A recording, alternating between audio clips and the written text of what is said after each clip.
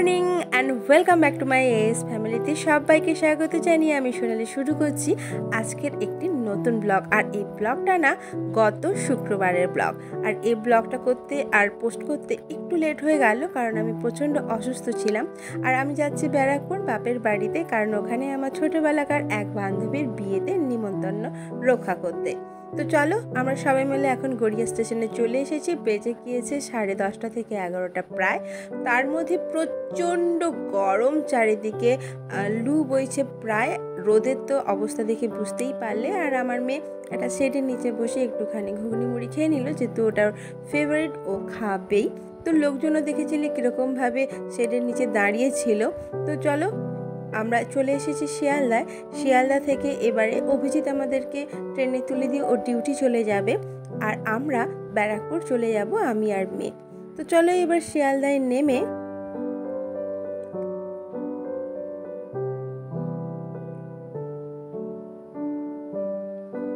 যারা blog shoot করে না তাদের জন্য অনেক রকম ধরনের সমস্যার সম্মুখীন হতে হয়। তার মধ্যে সব থেকে অন্যরকম লাগে যখন কেউ মুখের দিকে তাকিয়ে থাকে কন্টিনিউ যে কী করছে। তো চলো শিয়ালদার যে এই নতুন পাখাগুলো লাগিয়েছে না, বিভৎস সুন্দর, মনে হচ্ছিল যেন ওর নিচে অনেকক্ষণ দাঁড়িয়ে থাকি। আর পাখাগুলো তো অত্যধিক বড়। তো যাই হোক, অত কম স্পিডেও যদি ওরকম হাওয়া হয় তাহলে ফুল স্পিড দিলে কি হবে। তো আমাদের ট্রেন দাঁড়িয়ে আছে, ব্যারাকপুর লোকালই পেয়ে গিয়েছিলাম। তো অভিজিৎ আমাকে আর মেয়েকে তুলে দিতে চলে এসেছে। আর তার মধ্যেই প্রচণ্ড ভিড় ছিল, ব্যারাকপুর লোকাল যদিও ছিল তার মধ্যেও ভিড় প্রচুর ছিল। তো আমি আর মেয়ে চলো এবারে ব্যারাকপুরের দিকে রওনা হই। দেখো পিছনে সবাই বলা বলি করছে ব্লগার বলে।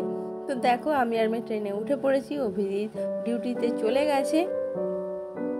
আর আমি যে কথাগুলো বলছিলাম সে কথাগুলো তো শোনা যাচ্ছিল। তা মেয়ে বললো বেকার বলে কি হবে, পরে তুমি ভয়েস রেকর্ডটা দিয়েই দিও। ধর বাবাই ধর,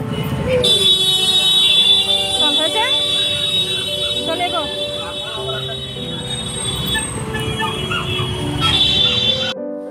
ট্রেন থেকে নেমে কিছু কোল্ড ড্রিঙ্কস কিনে নিয়ে এবার আমরা টোটোর দিকে যাচ্ছি। টোটোতে করে যেতে হয়, ওই 5 মিনিট মতো লাগে। মনে একটা আলাদা উত্তেজনা আছে। টোটোর কাছে এসে টোটো নেই, এখন দাঁড়িয়ে থাকতে হবে, টোটো আসবে তারপরে যেতে হবে। একদম এসে একদম রিস্কে পড়ে গেলাম। এখন বেজে গেছে 3টে বাজতে যায়। আর মার বলে দেরি হচ্ছে, পুজো ঘরে কেউ নেই, বুটাই গেছে টয়লেটে। আমি এখানে এসে সোফাতে বসেছি, পুরো স্কিন পুরো লাল হয়ে গেছে। এখানে একটা ফোঁড়া, এখানে একটা ফোঁড়া, রোদ, প্রচণ্ড রোদ।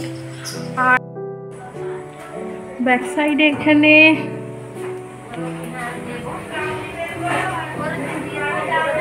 রান্নাবান্না হচ্ছে। যেহেতু 3টে বেজে গিয়েছে আর প্রচণ্ড রোদ, তো বাবা বলে আর প্যান্ডেলে গিয়ে খাওয়ার দরকার নেই, আমি খাবারগুলো নিয়ে চলে আসছি। যেহেতু আমাদের বাড়িতেই খাওয়া দাওয়া হচ্ছে, তো ঘরের ভিতরে এসে বাবার খাওয়া হয়ে গেছে, তিতুর খাওয়া হয়ে গেছে, আমাদের সবার হয়ে গিয়েছে।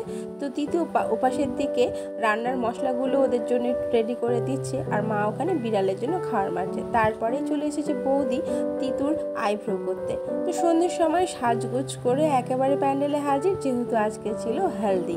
আমি বিয়েবাড়ি একটু মিস করতে চাচ্ছিলাম না। আর ব্লগারদের জন্য এরকম কোনো রকম আনন্দ অনুষ্ঠান তো বিশেষ করে প্রয়োজন হয়ে থাকে, কিন্তু এই আনন্দ অনুষ্ঠানের কিছু পরেই যে একটা মর্মান্তিক ঘটনা থাকবে সেটা আমি বুঝতে পারি না, যেটা ঘটে গিয়েছিল আমার সঙ্গে। তো এই হলদিটাই যেহেতু আমি শ্যুট করতে পেরেছি, তো হলদিটাই তোমাদের সামনে তুলে ধরলাম, কারণ তারপরে আর কিছুই তুলে ধরা হয়নি। আমার একটা ছোটোখাটো অ্যাক্সিডেন্ট হয়ে গিয়েছিল। আর এখানে এই যে এর নাম সঞ্জু মিশ্রা, আর এদের হেলদিতেই আমাদের যেহেতু নিমন্ত্রণ স্টার্ট হয়ে গিয়েছে, মেহেন্দি থেকেই শুরু হয়ে গেছে, কিন্তু আমি আসতে পারিনি। মা এখানে সবার গিফটগুলো দিচ্ছে, আমি বললাম আমারটা তুমি দিয়ে দাও, আমি ব্লগ শ্যুট করে দিচ্ছি। তো ওকে সমস্ত গিফটগুলো দেওয়া হয়ে গেছে। পাশের বাড়ির বৌদিও রয়েছে, এখানে তিতুও রয়েছে। তো সবাই মিলে দেওয়া থাওয়া কমপ্লিট করে নিয়ে এবারে হলুদ মাখার সময় এসে গিয়েছে। তো সবাই যে যার মেয়েকে হলুদ মাখানোর পর এবার সবাই মিলে যে মাখে। তো আমাদের বাঙালিদের মতো ওদের হলদি নয়, যা আমাদের যেমন হলুদ মাখার পরে স্নান ধান থাকে, এদের সেরকম নয়, এদের রাত্রিবেলাতেই হলুদ হয়। তো সেরকম তো চলো, এরপরে থাকে প্রচুর পরিমাণে নাচ গান। এই যে আমার মেয়ে প্রচুর নেচে যাচ্ছে, আর ওদের আনন্দটাই মেন। আর আরেকটা পুচকে রয়েছে, সেও নিমন্ত্রিত ছিল, আমাদের পাশে বাড়ির আরেক বোন তার ছেলে, সেও যা হোক নাচছে। মানে সবাই, পুচকেরা আর বড়রা সবাই আনন্দ করছে, কিন্তু প্রচণ্ড গরমের মধ্যে একটু তো ক্লান্তি থেকেই থাকে। এই যে আরেক পুচকি বললো আমাকে ভিডিওতে নাও বলে, সে একটু নাচানাচি করে নিল। ওর নাম বিভোর। তো চলো, এই আনন্দগুলোই ক্যাপচার করার চেষ্টা করেছি, কিন্তু পুরোটা করলে আরও ভালো লাগতো, বিয়েবাড়ির পুরো শ্যুট করলে, কিন্তু পেরে উঠিনি। তো চলো, এখানে দেখো মাকে, যার বিয়ে তার দিদি এসেছে হলুদ মাখাতে। মা একটু রেগে যাচ্ছে যে মেয়ের হলুদ মা মাখে। তো চলো, সেখানেও একটু সেলফি টেলফি নিল, মা আমাকেও ছাড়লো না। আর দেখো ঘষে ঘষে হলুদ লাগাচ্ছে এই রাত্রে বেলাতে, আর পাশে তো গান হচ্ছে, নাচ হচ্ছে। তো এর মধ্যে আমরা একটু সেলফি, একটু ছবি নিয়ে নিলাম, কারণ এই স্মৃতিগুলো খুবই মানে কি বলবো, মনে পড়ার মতো। এই দিনগুলো আর ফিরে আসবে না। কিন্তু ওই যে পুরো বিয়ের যদি ব্লগটা করতে পারতাম, পুরো বিয়েতে যে আনন্দ করতে পারতাম, আরও ভালো লাগতো, কিন্তু ওই যে অ্যাক্সিডেন্ট বলে আসে না। তারপরে ছিল প্রচুর পরিমাণে নাচ গান আর আনন্দ, আর খাওয়া দাওয়াতেও ছিল নানা রকম। ফ্রাইড রাইস ছিল, আলুর দম ছিল, পনির ছিল কচুরি, আর যেগুলো রান্না তো হচ্ছে আমাদের বাড়ির একটা জায়গাতেই। আর এর পাশে দেখো বৌদিরা মিলে সবাই ছবি তুলে নিলাম ওই শনির সঙ্গে। তো বেশ আলাদা একটা মুহূর্ত, ভালো লাগছিল। মনে হচ্ছিল যে মাঝে মাঝে এরকম আনন্দের মুহূর্তগুলো এলে খুব ভালোই লাগে।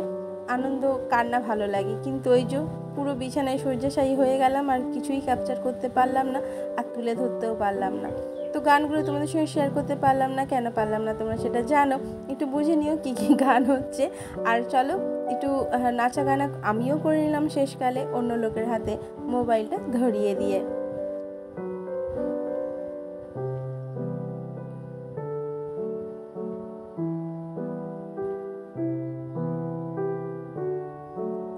আর এই বিয়েটা ছিল এদের বাড়ির লাস্ট বিয়ের অনুষ্ঠান, কারণ সমস্ত ভাই বোনেদের বিয়ে হয়ে গেছিলো, তোমাদের সঙ্গে আগের ব্লগে শেয়ার করেছি। আর হলদির জায়গাটা দেখো কি সুন্দর সাজিয়েছিল, আর পাশাপাশি যারা ছিলাম সবাই আমন্ত্রিত ছিলাম। আর যেহেতু আমাদের থেকে একটু কম বয়স হলেও একসঙ্গে মানে মানুষ হয়েছি, তো বন্ধুত্বই বলতে পারো। তো এই আনন্দগুলো দেখো ক্যাপচার করে রাখলাম আর তোমাদের সামনে তুলে ধরার চেষ্টা করলাম। আমার এই ছোট্ট ব্লগটা যদি তোমাদের ভালো লেগে থাকে, তাহলে প্লিজ একটা লাইক আর সাবস্ক্রাইব করে দিও, আর কমেন্ট করতে ভুলবে না। চেষ্টা করবো পরের বারে থেকে একটু কন্টিনিউ ব্লগ দেওয়ার, কারণ আমি কন্টিনিউ ব্লগ দেওয়ার থেকে একটু দূরেই থাকি, কারণ এডিট থাকে আর সংসারে নানা রকম কাজ থাকে, যেহেতু একা হাতেই সমস্ত কমপ্লিট করতে হয়, সেই জন্য।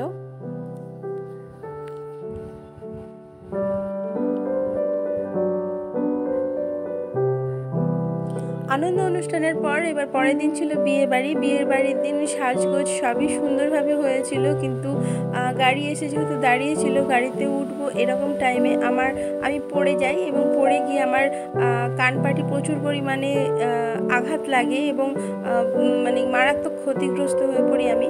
আর তার জন্য আমার বিয়েবাড়ি যাওয়া হয়ে ওঠেনি, আর আমার বাবা মা সেরকমভাবে আনন্দ করতে পারেনি, তাই সেরকম তুলে ধরলাম না। আর এদিকে দেখো প্যান্ডেলে খাওয়া দাওয়া শুরু হয়ে গেছে নিচে, আর এই যে বললাম আমাদের বাড়ির উঠানেই হচ্ছে রান্না বান্না। তো চলো, সেটাও তোমাদের সঙ্গে শেয়ার করে নিলাম। ব্লগটা আর বাড়াচ্ছি না, এখানেই রাখছি। তবে দেখা হচ্ছে পরের একটা নতুন ব্লগে। একটু দেরি হলেও চেষ্টা করবো কন্টিনিউ ব্লগ দেওয়ার। ততক্ষণে যদি ভালো লেগে থাকে তাহলে লাইক আর সাবস্ক্রাইব করে দেখো, ততক্ষণের জন্য টাটা।